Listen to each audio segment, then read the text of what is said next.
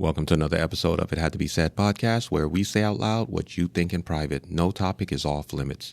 And in today's podcast, we want to talk about all this teen violence that's been happening over the past 2 weeks.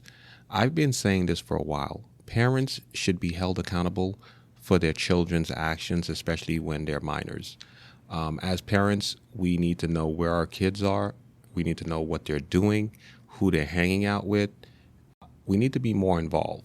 And I did a podcast. One of my earlier podcasts was called Lazy, Uninvolved Parents. And that's what you see happening a lot, right? Especially with these teen takeovers and everything else like that. But I think somebody's been listening, or the community or the local governments are fed up, because you see them starting to implement certain things and they're starting to hold parents accountable. Earlier last week, there was a case where a 14-year-old kid had an e-bike, and it was a pretty powerful e-bike, and the mother would allow this child to take it to school. This kid has been popping wheelies and stuff like that on the streets on this particular e-bike, and I guess doing donuts or whatever the case may be. And unfortunately, he ended up hitting an 81-year-old veteran. Now that person's in critical condition. Law enforcement or the local DA decided, you know what? We're going to charge the mother with child endangerment for giving that child that e-bike, which is way too powerful for a 14-year-old, and allowing them to ride it to school on the main street every day to go to school. So that was a way for them to get around it, because there's no real laws on the book to hold parents accountable right now. So they're finding ways, right? And then that brings me to the next story, which is what's happening right now in Washington, D.C. What's happening right now in Washington. They're so sick and tired of these teen takeovers that they're introducing laws that will hold parents accountable for their children's actions. So that means when these young people go out, they skip school, or they do these teen meetups, or they get into fights, and something happens, not only will they be held accountable, but their parents are also going to be held accountable. It's a shame that we actually have to force parents and threaten them with jail time in order for us to possibly see a change in these young people behavior and to see parents get more involved. You know, if you look at what happened in Louisiana, Baton Rouge, you have two groups of teens. They meet up at a mall. They come across each other at a mall, and they start arguing, and they pull out guns and just start shooting inside of a mall, you know, leaving 6 people injured and 1 person dead. It doesn't make any sense. You know, it's not like these teens are like real gang members where they're selling drugs, or they have a corner, or they have a business of racketeering where they're actually making money.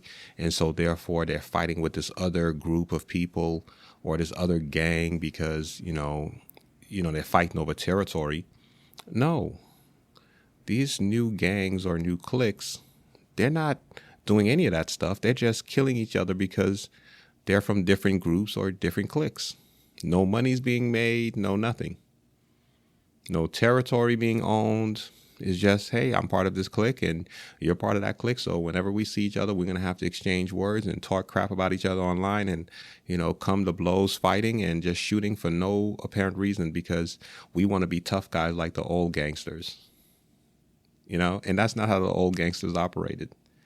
And it goes back to another previous podcast that I made where I said, we need to have organized crime. We need to bring back the OGs, the original gangsters, because what happened is now you have no OGs. You have no real old school gangsters out there that are telling these young kids, like, you need to make money. If you're going to do something, do it and make money from it.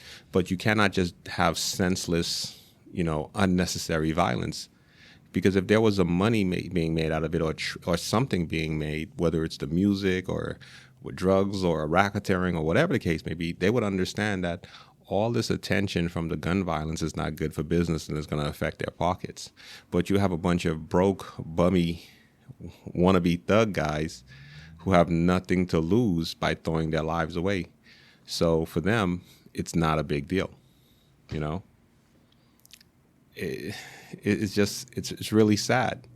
You know, I have two more stories here I'm going to touch on, and then I'll call it a day because there's so many stories that happen. But I'm just going to focus on these last two, and then we'll call it a day for our podcast. Because I don't want you to think, I don't want you to walk away from this and being afraid to walk outside or seeing a bunch of teens and being afraid that your life's in danger. But at the end of the day, this is where we are right now in America. You know, you had another teen takeover that happened in New York. They met up at a park. And a 15-year-old ended up getting shot, not only getting jumped, but also getting shot and killed. You know, for what? Because the person might have said something, or because you didn't like the person, the way they were acting, or because what? You know, because one of your friends or family members didn't like the guy, so you decided to shoot him. There's no rhyme or reason for it. And the shooter was an 18-year-old. An 18-year-old shot and killed a 15-year-old. What are you doing arguing with a 15-year-old? That makes no sense. You know? And I think out of this entire story, because we're talking about parents being held accountable for their actions, this last story actually is going to explain to you why this is something that needs to happen, because you have some very disgusting people out there that somebody's laying down with, having kids with, and they're raising the next generation of menace to societies. And this young man is 14 years old, tall young man, and he's trying to get the phone number or make advances on this other girl who's 15 years old, very short, very small. You would think that the age ranges were different, was the complete opposite. But of course, you know, guys are typically taller than girls. And the girl rejected him. This is in New York, in the middle of the city. Cars are driving by, people are walking by, and he's arguing with her and saying he's not going to let her pass. His friends are recording and laughing, to the point where his ego is so bruised, he picked her up and slammed her on the ground and then stomped on her head. All right? Now, because it was all, and then they, you know, and I made a post about this. We need more stupid, ignorant criminals out there, because these stupid, ignorant people, they posted it online. They posted it online to show off, and he ended up getting arrested. And when he was arrested, his mother, after leaving the courthouse, said, "My son was being bullied by this girl. They went to the same school together. They were walking together. She was bullying him at the school." And they said, and the reporter said, "Well, that's not what we saw. We saw a young man trying to get a girl's number, and she rejected him, and she was trying to walk away." And then the mother goes, No, but she pushed him. Yeah, she pushed him when she was trying to walk away from him, and he kept blocking her, to the point where he just went ahead and grabbed her and stomped on her head. And the mother tried to justify her son's action, her son's sick, despicable action. The fact that somebody would actually lay down with a woman like that and have a child by them,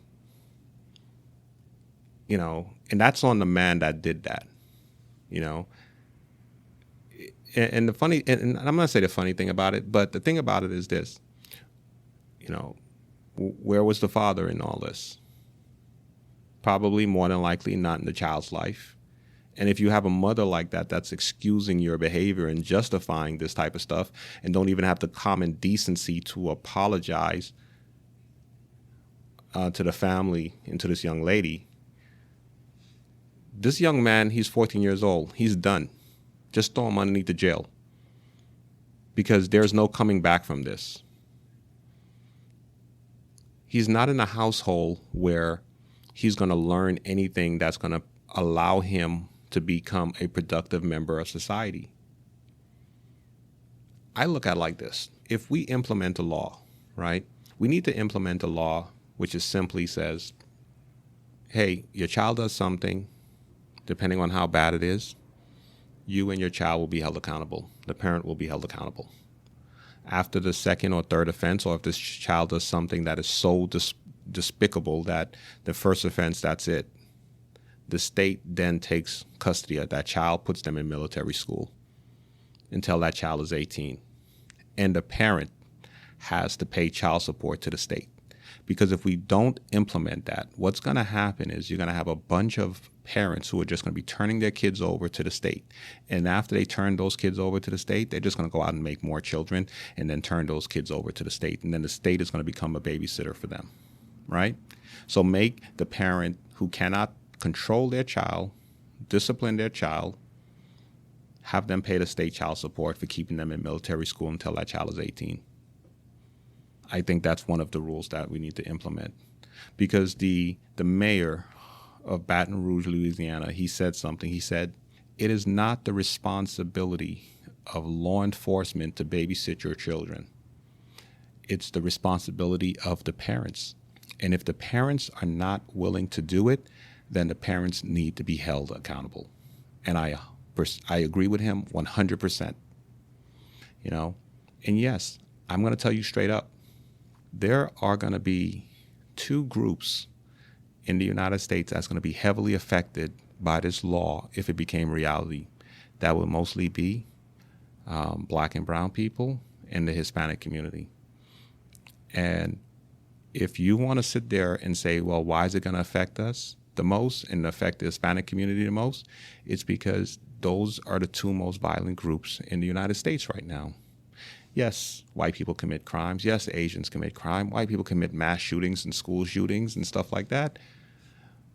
But if you look at the amount of murders and killings and shootings and violent crimes that happen on a daily basis in black and brown and Latino communities, that would outdo all the crime that I think whites and Asians do for the entire year, as far as the amount of violent crimes with people getting killed.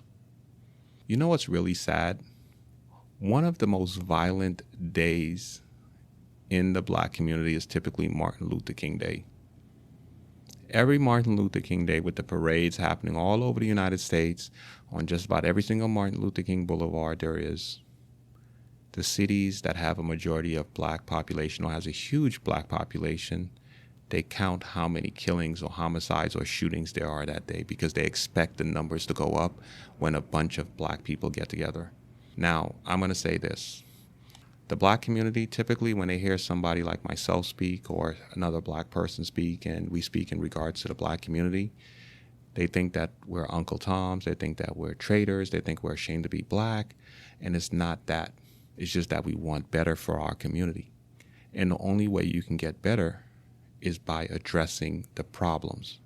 And if you want to stick with these guys like Al Sharpton or this piece of crap attorney that's supposed to be a civil rights attorney, every time a black man who's committing a crime gets shot by the police, he wants to jump out and say, pay me, pay us money, but never tells any one of the people in the black community, if you get pulled over by a law enforcement agency, just cooperate, make it home, and then give me a call. He never says that, does he? Mr. Ben Crump.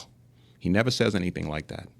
He just lets it happen, then he wants to go to court and make money. If you guys want to continue listening to these people, the community is going to fall apart. People are going to get sick and tired of you. And if you think things are bad now, wait until you start getting chased out of neighborhoods because people don't want to be around you. Me as a black man, I tell people all the time, no matter where I go, I consider myself an ambassador for the black community. Because somebody may be looking online on social media, watching TV, seeing movies, or even listening to the horrible, graphic, sexual music that we listen to and have a negative perception of black folks. But at least if they come across me as a black man, they talk to me, they see the way I carry myself, they may sit there and say, you know what? The next black person I come across, I won't be so biased. I'll probably give them a chance. I won't stereotype them as much because that characteristics, it doesn't fit all black people. I don't like to make my podcast about race. I don't want to make my podcast about race or about politics. Those are two topics that I really wanted to stay away from. But I think what's been happening these past 2 weeks It's just disgusting. It's just horrible. People are just sick and tired of not being able to go out to a nice place and enjoy themselves. And I don't care how much people say it's a cultural thing. It doesn't make any sense for people to be walking around in 95-degree weather in all black, hoodie on, with a scully on, and sweaters and gloves. It's like you're trying to portray you are a tough guy, you're a criminal, and then because you walk out the house looking like that, or your parents allow you to walk out the house looking like that, you think you're a tough guy, you think you're a thug, and so therefore you do thug things. And when you walk into a place where people just want to go and enjoy themselves, they don't want you there. They look at you strange. Yes, police will follow you. If you're inside of a store, security is going to be looking at you because you came in here looking like you're about to do some stupid, ignorant, criminal stuff. I'm going to end the podcast right here because I think I'm getting a little bit heated. Thank you for listening and supporting my podcast. I would love to hear your thoughts on this particular episode. You can leave a comment on whatever platform you're listening to my podcast on. If there's a topic or viral video you'd like for me to cover, you can DM me on Instagram at It Had to Be Said Podcast. I post new episodes Tuesday and Thursday at 5 a.m. Eastern Standard Time. Ladies and gentlemen, good night.